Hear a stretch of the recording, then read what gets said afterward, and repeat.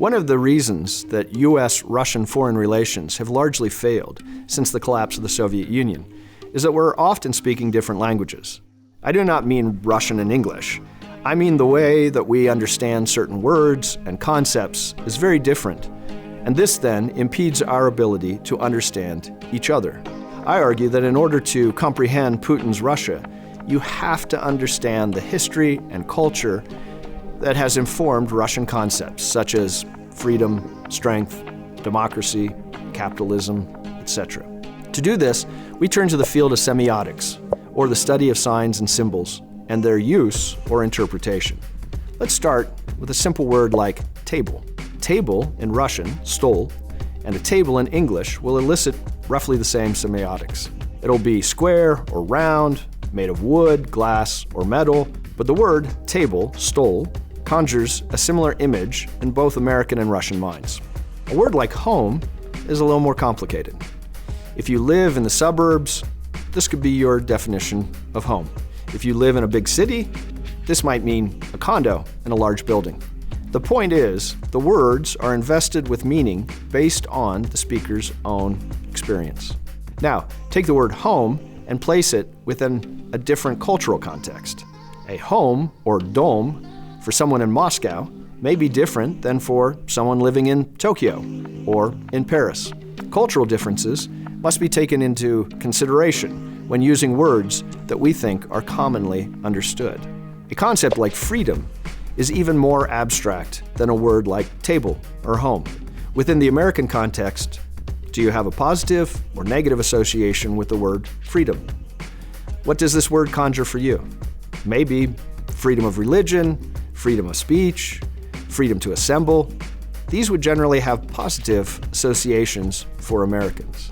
Can you imagine a situation, however, in which a word like freedom could have negative connotations? Can you have too much freedom? Certainly, if we think about anarchy or mob rule, this might be too much freedom. These would generally have a negative association. Therefore, we cannot assume that the Russians have the same associations with more abstract concepts. What about the word democracy? Is this a positive or a negative word for you? For the Russians, the term demokratia, or democracy, has had both positive and negative associations.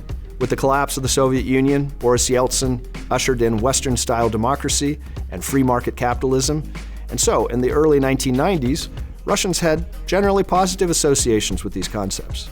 However, as their economy failed and their society slid into lawlessness, Western-style democracy did not seem to work in Russia. Now, although Vladimir Putin claims that they have a democracy, after 25 years in power, it is hard to believe that demokratia and democracy mean the same thing. For Russians, concepts such as democracy and capitalism, or demokratia and capitalism, are tainted by the very difficult transition that the Russians experienced in the 1990s after the collapse of the Soviet Union. Capitalism is associated with the Russian mafia, bandit culture, and general lawlessness that were a result of a supposed transition to free market capitalism in the 1990s. Demokratia is associated with a sick and alcoholic Boris Yeltsin, controlled by wealthy oligarchs. Both concepts have extremely negative associations. So, when Vladimir Putin became president in 2000 and offered law and order in the place of Western-style democracy and capitalism, the Russian people were happy. Law and order was better than freedom. This is just one example why Russians and Americans often speak a different language. America champions democracy and free market capitalism, but the Russians have a different association with these concepts. Instead, they want stability, law, and order. This is what Vladimir Putin has offered for the last 25 years. If you're interested in more Russian culture, check out my other video and subscribe for more content.